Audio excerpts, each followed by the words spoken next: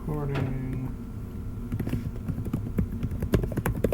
Share my screen. Oh, let me plug the thing in.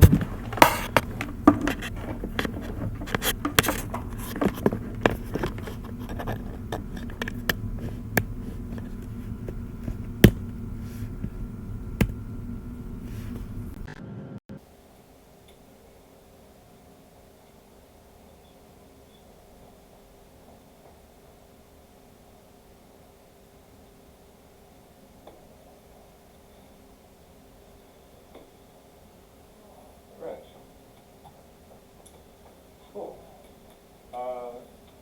Hopefully other people are doing some good people show up.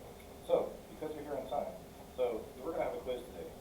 But just judging by people who ask for extensions and who are asking for help on things, I don't think many of you are ready to take this quiz. So instead, I'm going to basically, because it's going to be helpful in what we're going to do today, especially, I'm going to basically take the quiz up here live, and then when we actually have the quiz, we'll do a different version of it. But I'm going to show you the quiz we would have had, and we'll just do it together, all right? That'll also help you on the homework.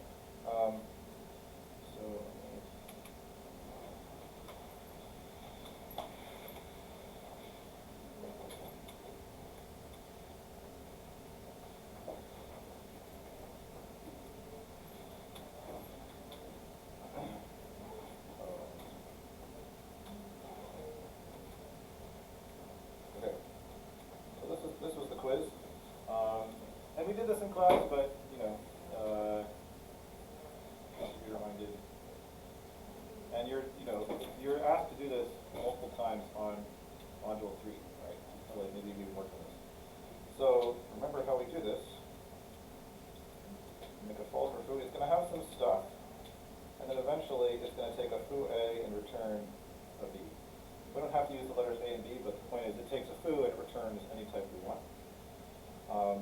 What goes in the dot, dot, dot? We're going to have one thing per constructor, right? And we can basically, right, because we're saying, okay, I've got a foo A, I'm going to pattern match on it and see what kind of constructor do I have. And depending on which one it is, I'm going to use one of these arguments to tell me what to do with it, and then to continue processing it.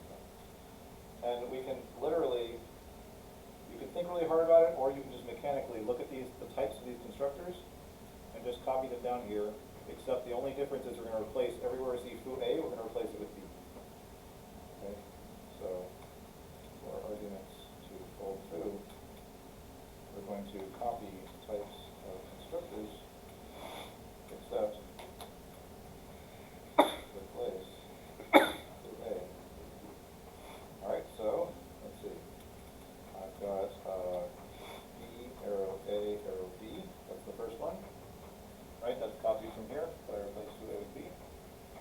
And I've got, this one is char, arrow B.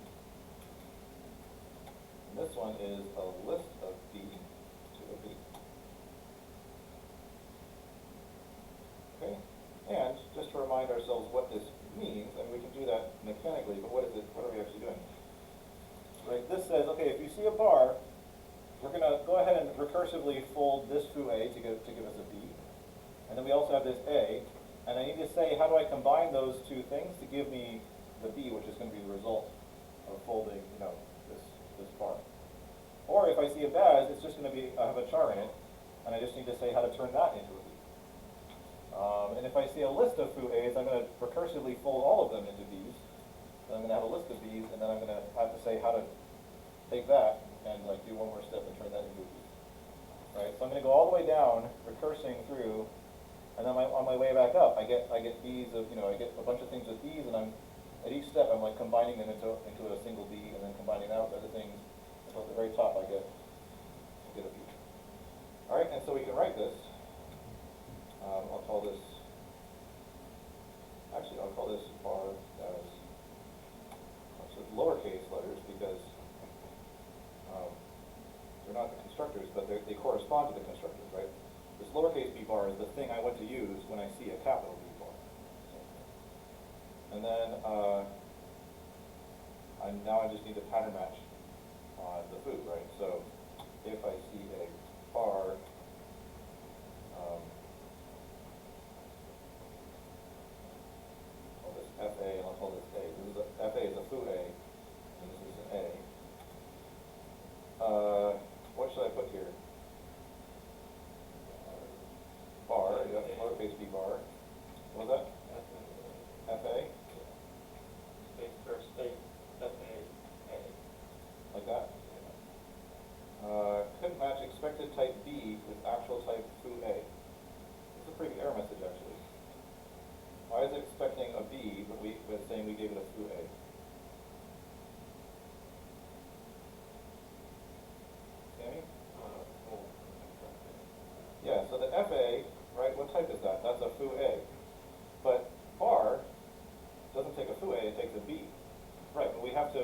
recursively fold that foo A to turn it into a B, and then we can give that to the bar. So yeah, I do want to use FA there, but I have to actually say fold foo bar as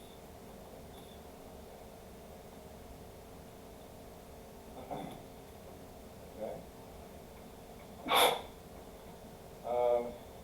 And you can also, I'm not going to do this, but if you wanted to, you can kind of have a, because it's kind of annoying that every time we recursively call fold foo, we have to pass bar baz crux. Like, it's always been, those aren't going to change, right? It's always the same one.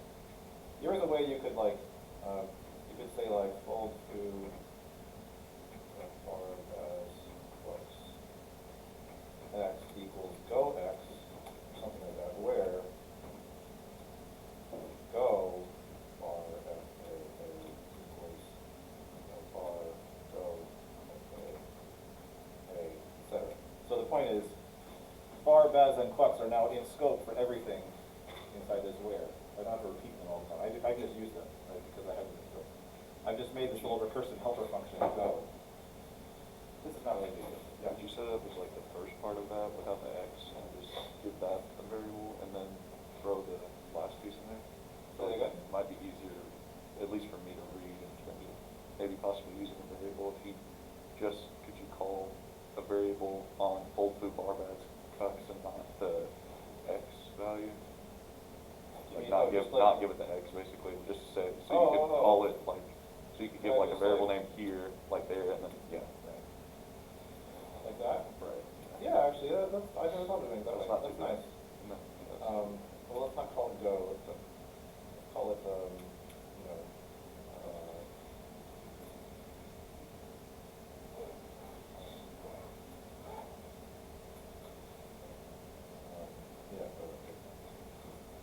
yeah, you do that. Okay. There's a lot of ways you can do it. I guess, yeah, maybe this is the more natural way. I mean, the other way is like kind of the way I think sometimes if you have an argument to a function that's never changing, then you can kind of factor it out and make it. So you've had examples where you've had to make a helper function that takes an extra argument, right? Where you're like, oh, I actually need to keep track of an extra thing while I'm recursing, so I need to make a helper function. And just like call it with the extra argument and then it'll recurse. This is an example where I kind of want to make a helper function that takes fewer arguments because those arguments are never going to change. And so I just say, okay, well, locally, while I have those things in scope, I'm just going to define this little helper function. But it's, okay. I'm getting off on a bunch of tangents here, and it's not helping anything. I'm going to put this back the way it was because this is like fundamentally what we're doing. And yes, if you want to like make it look nicer, go for it. But I just want to do the fundamental thing. So bar baz crux. I'm going to pattern match. If I have a baz and a char, then I say, what do I put here? Baz C. That's it. Yep.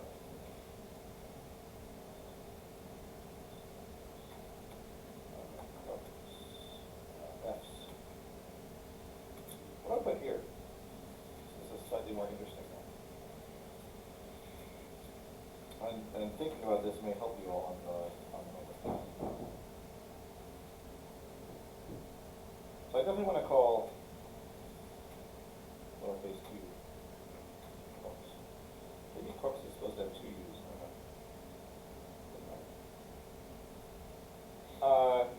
I need to give it a list of b's, right? What I actually have is a list of foo a's. So what do I put here? How do I get a list of b's?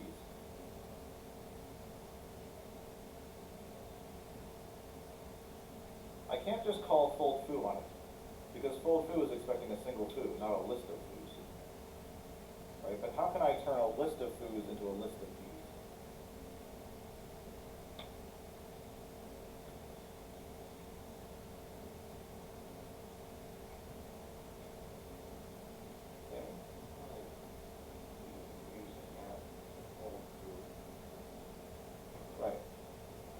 Yeah, so in general, if I want to turn a list of something into a list of something else, I can use map. If I want to do it by applying the same function to every element of the list, which I definitely do in this case. I've got a list of foos, I'm just going to take each one and fold it, And now I got a bunch of B's, and then I can hand that to Clux. Right, so I want to say map something S. What do I want to map? I want to map fold food. And you can write it with a lambda if you want. We actually don't need a lambda. So you could say, oh, the function we're gonna apply to each thing will take a foo, call it f, and then say fold foo bar as Clux f. Right? But you can see it's actually suggesting it's like, hey, you don't actually need a lambda here, because like all this lambda does is it takes an argument and then applies a function to that argument. So the whole, like, it just is that function. So I can just like, right, the function I want to apply is fold foo bar as Clux. Right. So this is using like the partial application we were talking about the other day, where I can just leave off the last argument, and if I give fold foo these arguments, what I'm left with is a function that takes a foo a and turns it into a b. Okay. Cool. So that's it. Any questions about that so far?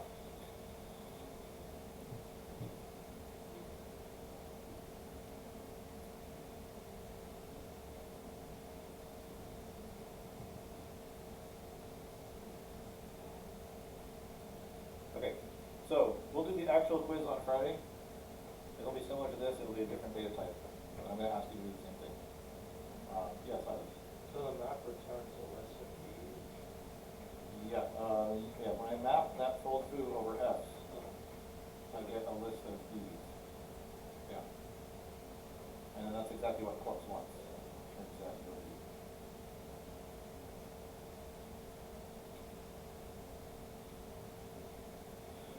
But I wanted to go over this because I thought it'd be helpful reinforcement, and we're going to need this technique. We're going to talk about it a bunch more today. So,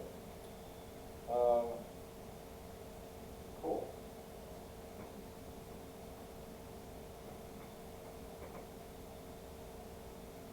So, all right. I'm going to show you.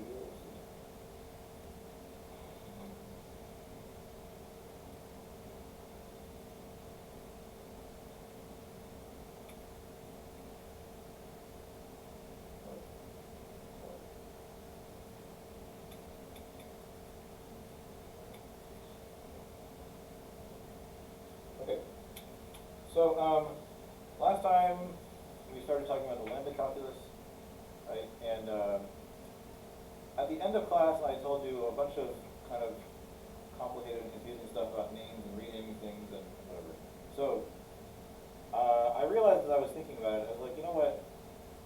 Like, yeah, I could, force you to learn that and like give you an annoying quiz where you have to like rename stuff. That's not the point. So, like, it's good to know, it's good to like be aware of that thing, that like there's tricky issues when you're actually trying to get this right, doing substitution. But it's not actually worth knowing the details. What's important is understanding kind of the general idea of how we run lambda calculus things by substituting an argument in for a variable. So I've made this tool, and I had this before, not like I just made it last night, that will evaluate lambda calculus stuff for us. Okay, so you're going to use this on the next module, and it uses some fancy libraries that people wrote that will do all the substitution stuff properly for us, so we don't have to worry about that. It'll just like make sure that everything is okay, and we can just run that quick. So for example, right, if I say lambda x dot x applied to y, right, what should happen? Well, this is the function that takes in something named x and just outputs the same thing, x. This is the identity function. And if I apply it to y, right, I'm just going to get y. Because it basically says, okay, it's x, but I'm substituting in y for that argument. So it shows us, yep, you get y. If we do something slightly more, x,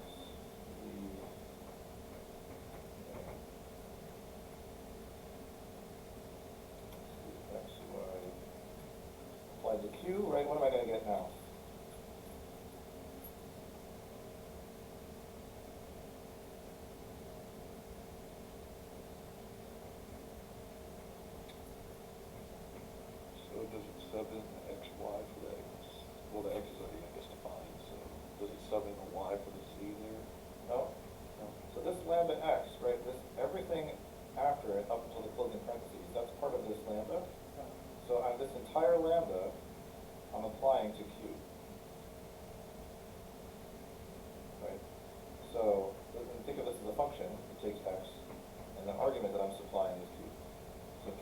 gonna get substituted for x. Does that make sense? So what I should get then is qz qy.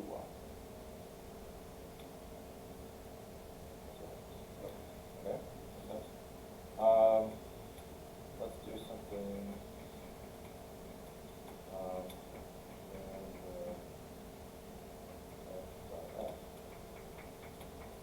What's going to happen here? Maybe we can, I mean, at some point it quickly becomes, you can't really do it in your head, and that's why having a computer do it is helpful, but it's helpful to, practice at least a little bit. So what's going to happen here, right? This is the same, except instead of q, I put lambda f dot f. And we can totally do that. We don't have to just only give variables as arguments to things.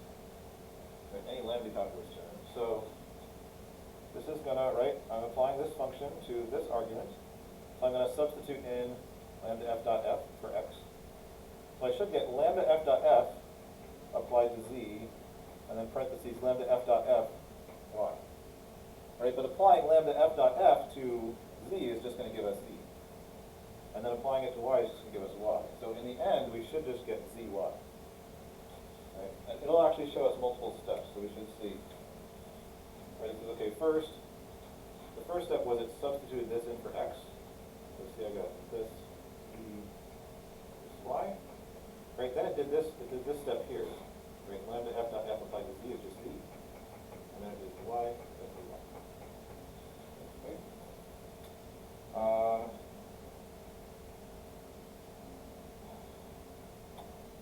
Something I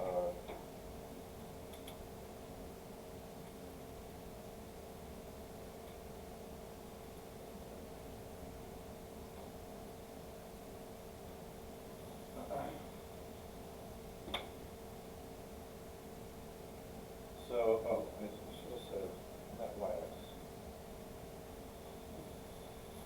So what does this do, right?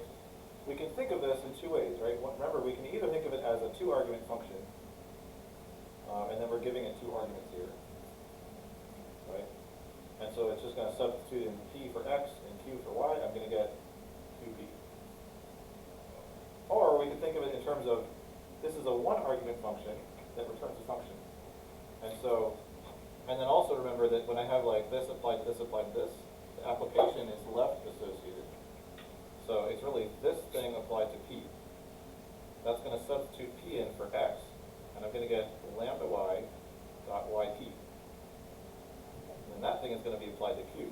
Maybe if I just run it, and you can see the steps, right?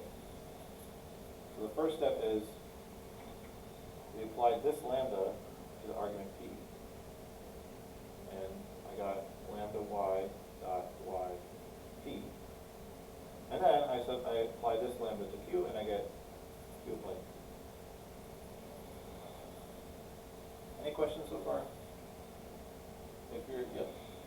So in that, if you were to swap the x and y variables just like by itself, would it just pretty much have the same output? You mean if I said, Like lambda x, lambda y, x, y instead? then I would get pq. Right, because like I would still be substituting p for x, and then that would, but that for the x would be first. So we get p. Now what wouldn't change the output is if I did this. Lambda y dot lambda x dot xy. Right? This function here is the same as this function. I've just named the variables differently. That doesn't. It's the function that takes two things and then returns them, applies to each other in opposite order. It doesn't matter what they're called. Right?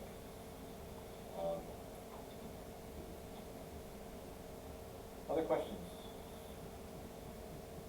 Adrian?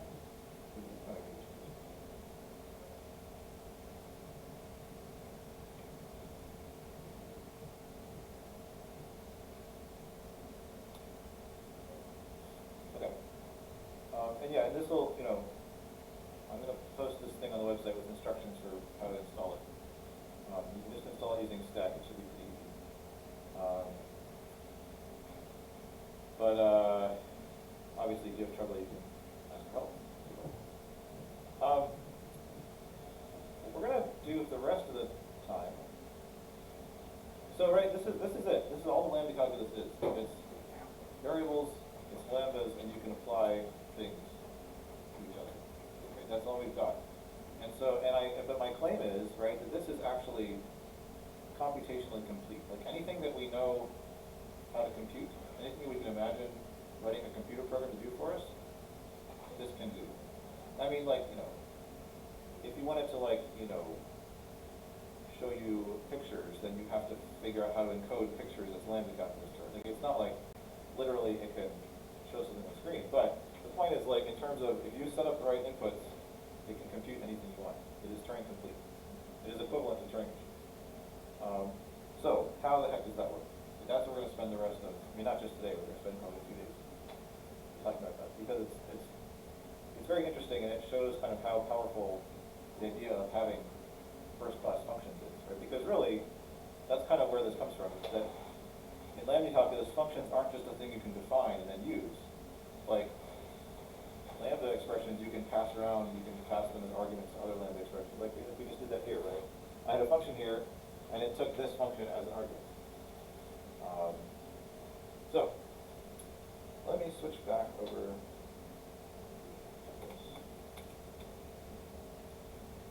So we're going to start by thinking about just Booleans, right?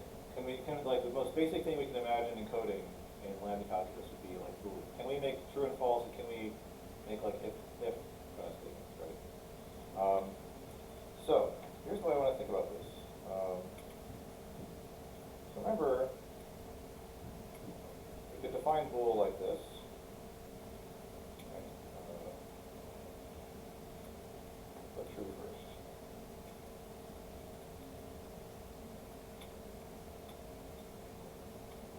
Okay, so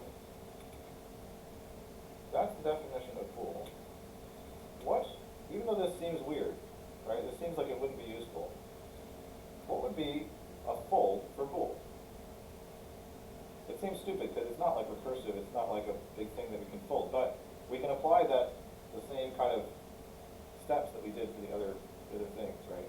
So what would a fold for bool look like?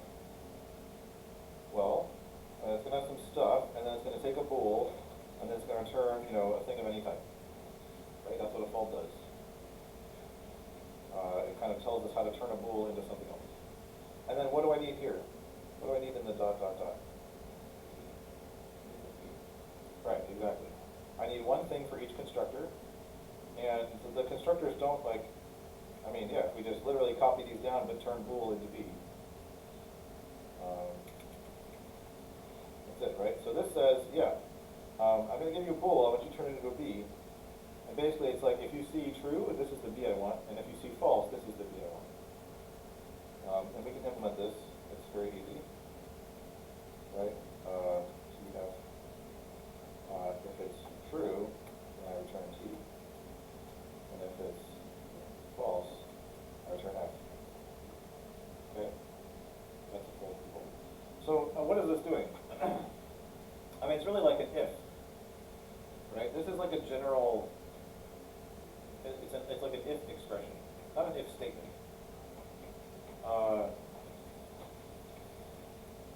Right, I give it a bool, it's kind of like, if this is true, then this, else this. Right. And we can even, so this is basically an if expression. And I can actually flip the arguments around. Flip the arguments around.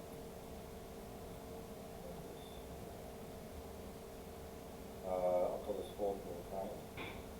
It's just going to take the arguments in a different order, which doesn't really matter.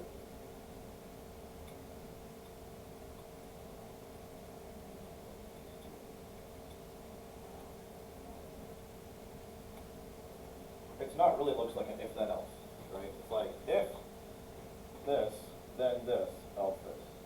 It's just choosing between one of two things depending on the Boolean. Okay, does that make sense?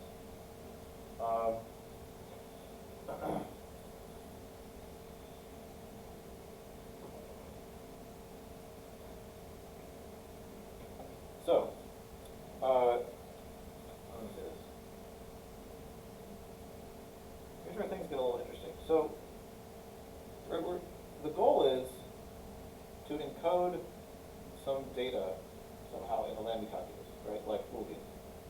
And usually when we think of data, we think of what it is, right? So say, okay, what is Boolean, what does that mean? It is either true or false.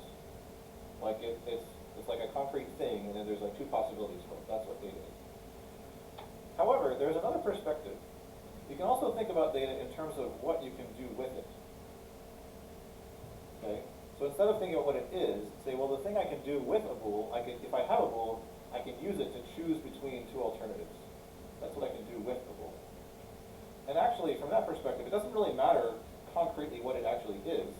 I don't care if it's the word true or if it's a frog or whatever. As long as like there's kind of two possibilities, and what I can do with it is choose between two things, then it turns out that's just the same as, or it's equivalent to thinking of what it is. So instead of thinking about what data is, you can think of it in terms of what you can do with it. Okay, and to make this concrete, I'm gonna rewrite fold bool again.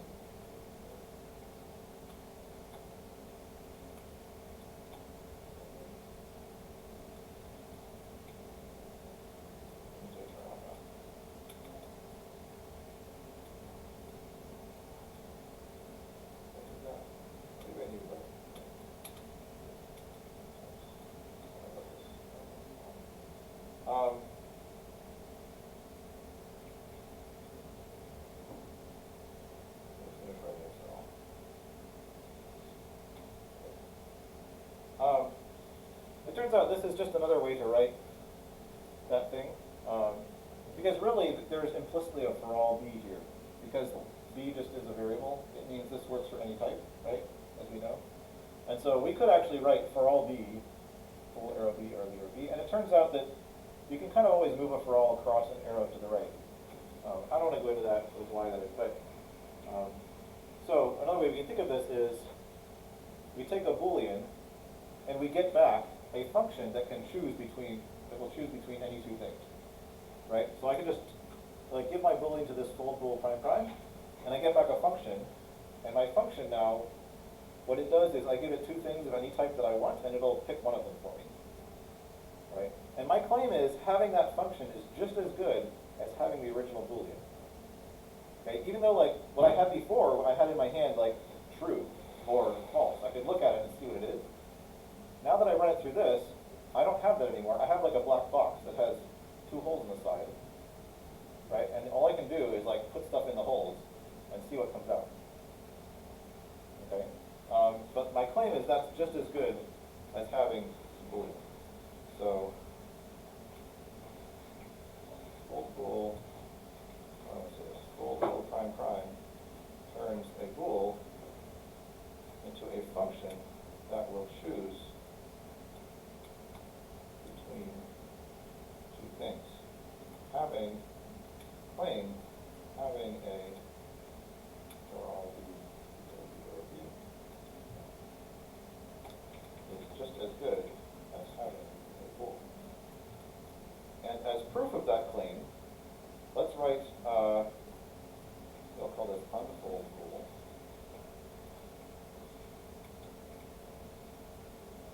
And this may look familiar. There's something here where I asked you to do something similar on the number. As proof of this claim, let's just show that we could could actually turn it back. So if I have one of these functions, I could turn it back into a bool.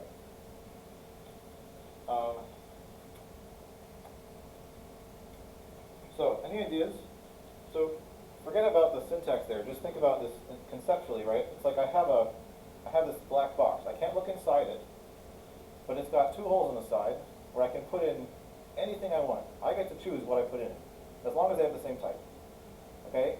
And what I do know is this function, it's like referentially transparent. So it can't like decide which one to output based on like whether it's Tuesday or randomly or something. It's always like, it's either always going to output the first one or it's always going to output the second one, right? I just don't know which it is just by looking at the box. I can't tell. Okay. how would but I know that like, outputting the first thing kind of corresponds to true. It's like an if then else. How would I take that box and like turn it back into a Boolean? How would I get a Boolean, like to figure out, does this box correspond to true or does it correspond to false? How would I do that? Sammy, what do you think? True is the first argument, false is the second.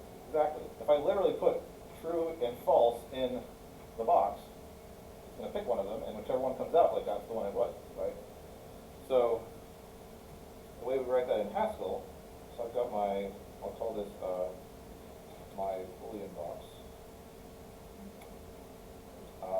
I just apply it to, right? This is Boolean box is forget the for all b. All that means is it works for any type that whoever calls it gets to choose.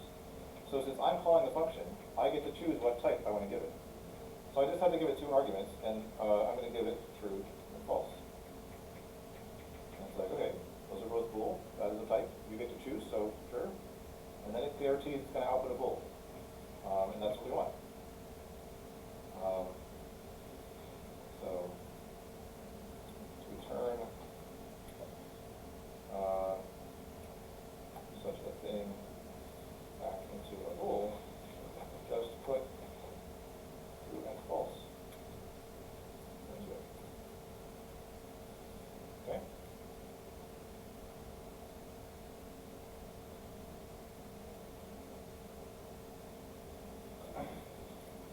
So, just to recap the story so far, okay, so I want to make sure everyone is following, because this is, there's a key argument. I mean, this is like the simplest possible example, but this generalizes, and this is the key argument to how we're going to encode any kind of data in the language calculus.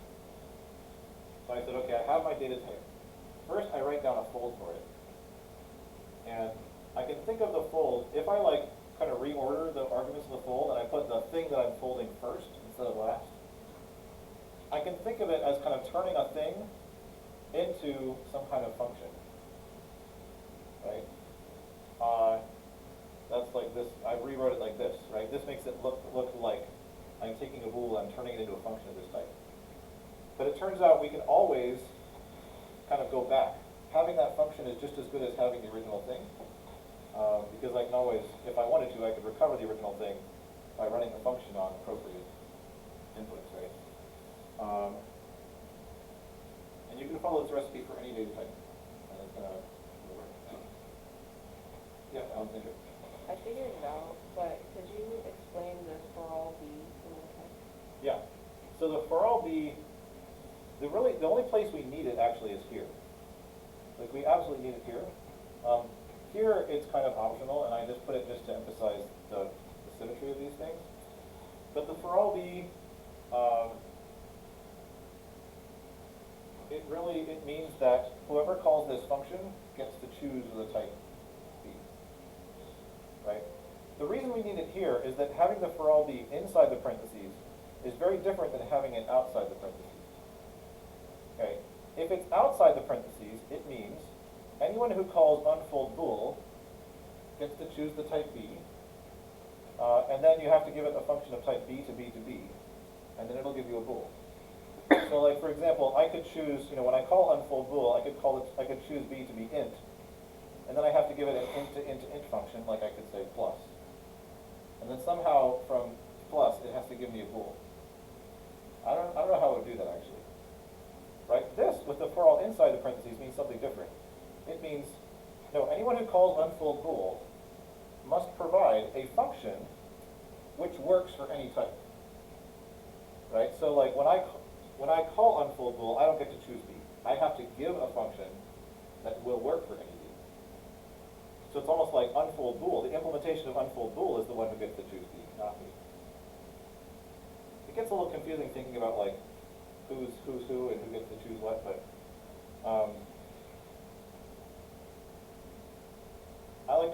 sometimes I like to think in terms of like, well, yeah, but like there's always kind of two parties involved, right? Any type is kind of like, the function that has that type is kind of making a promise, saying, I promise that I will kind of abide by this contract, right? If you provide me the things that I say you have to provide me, then I'll provide you with this output that I promised I would provide. Right? If the for all b is outside the parentheses, it says, hey, here's the deal. You tell me b, and you give me a function from b to b to b, and then I will give you a bool. Right? With the for all inside, it says, no, the deal is you give me a function where I get to pick b, and then I'll give you a bool. Right? So it's like, who gets to choose?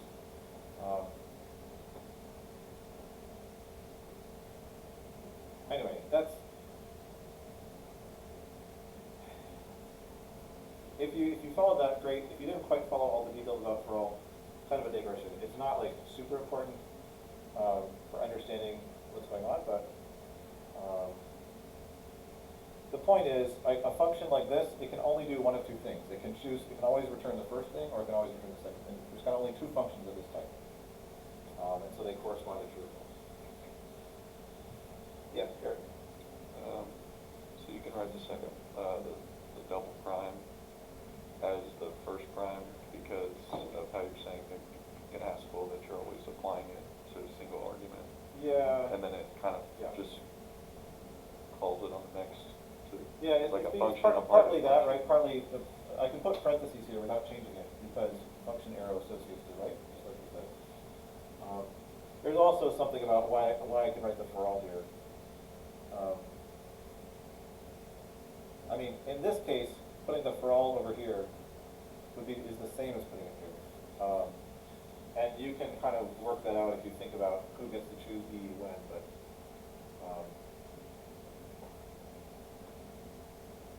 yeah. Again, the details of like the for all stuff, not super important. Interesting, but not critical.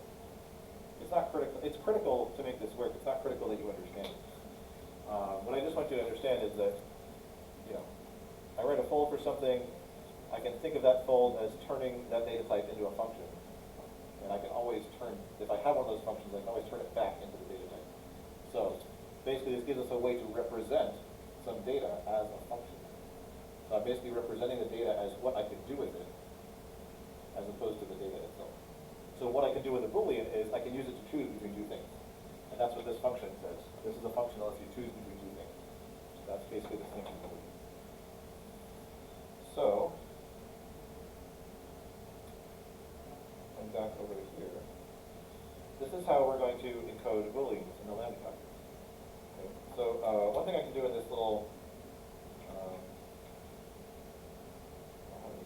so I can make definitions. I can say like true. I'm going to define true as the function which takes two arguments and returns the first argument. Right? Because we basically were saying we're including Booleans as this kind of function that takes two things and returns one of them. So I'll write that as lambda t dot lambda f dot t.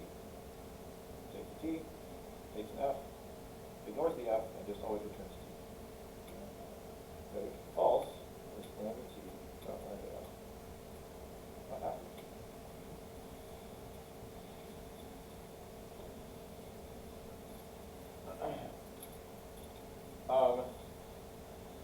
And then the interesting thing is to see how to use these, or how to like write other stuff with them, right? So let's start by writing not together. Let's think through how we would write not. Okay, so I want to implement not.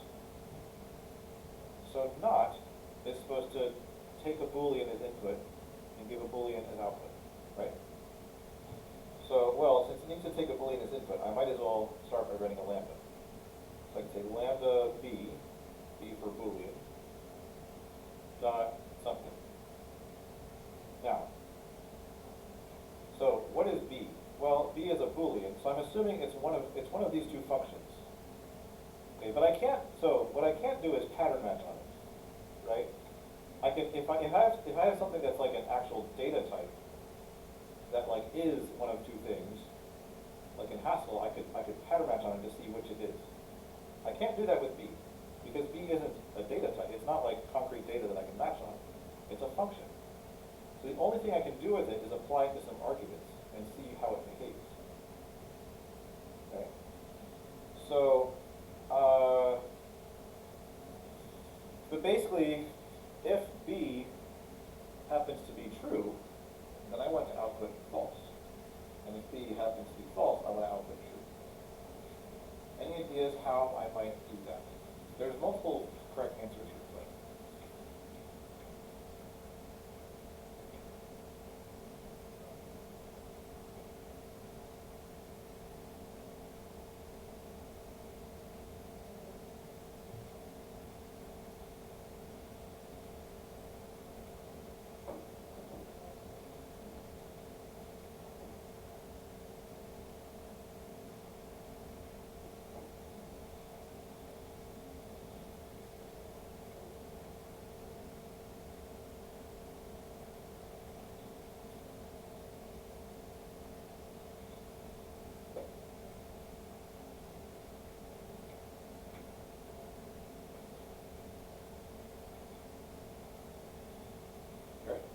I'm not entirely sure how you would go about doing this, but like, could you set it up as like a double lambda, like you have true and false, but using true and false? what do you mean using true and false? Like,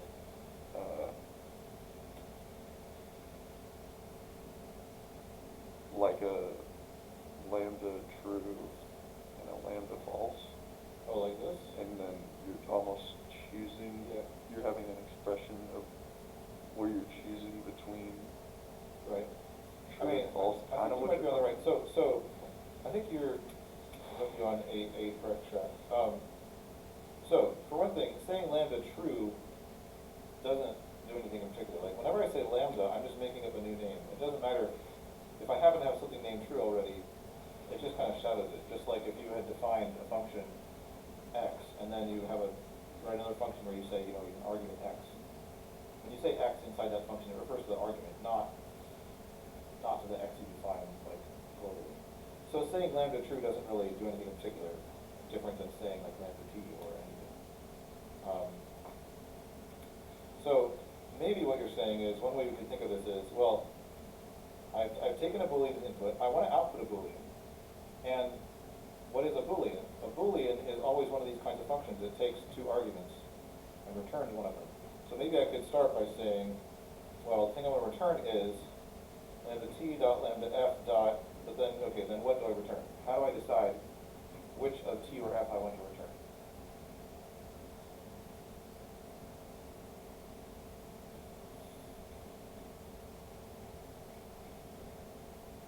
So here's kind of what I want to say, or sorry. I kind of want to say, like, if B, then F else T, right? I mean, there's no if. I'm just saying, like, and conceptually, this is what I want to do, right? If B is true, then I want to return the F, because that means this whole thing would be false. If B is false, then I want to return T, because that corresponds to true. But I don't have if. Okay, but here's the thing, right? B, what is B? B is a function that chooses between two things. Like B, in the lambda calculus, a Boolean is its own if. That's what you can do with a Boolean. You can use it to choose between two things. That's an if. So I don't have to write if blah blah blah. I just apply B to some arguments, and it's like doing an if. It says, you know, well, B is going to choose one of those two things based on whether it's true or false. So I could say B applied to F T.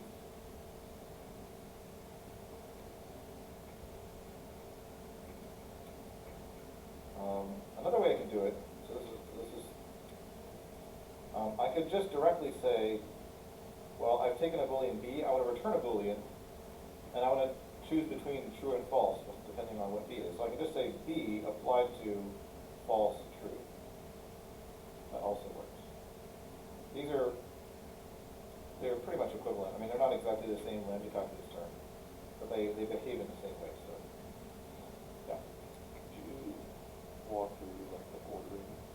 Ordering? Like the ordering of the false and true? I'm a Well, little confused right, about the because, filter. yeah, so a Boolean always takes two arguments. The first argument corresponds to true. The second corresponds to false. That's just like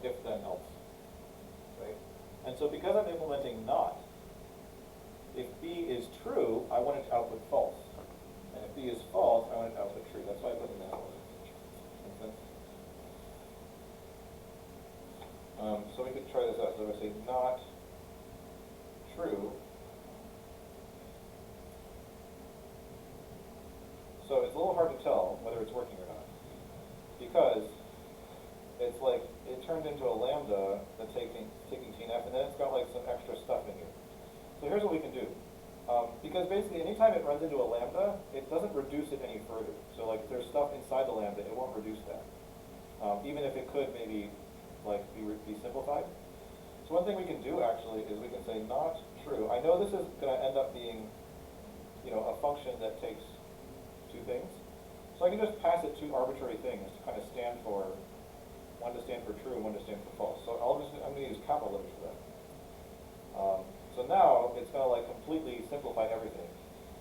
And we should just get false, which is what we expected.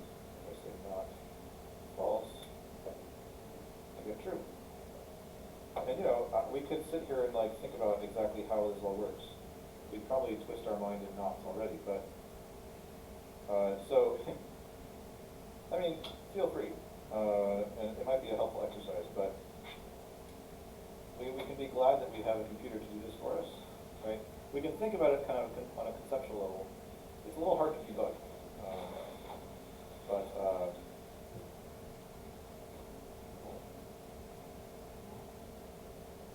we can see it's not two words. Yeah, that works too. Cool. All right. So we'll pick up with this on Friday. We'll see how to do a few other like and or and stuff like that, and then we'll talk a little bit about numbers. Because you're going to do some of that on the module. The module should be, it's not posted yet, but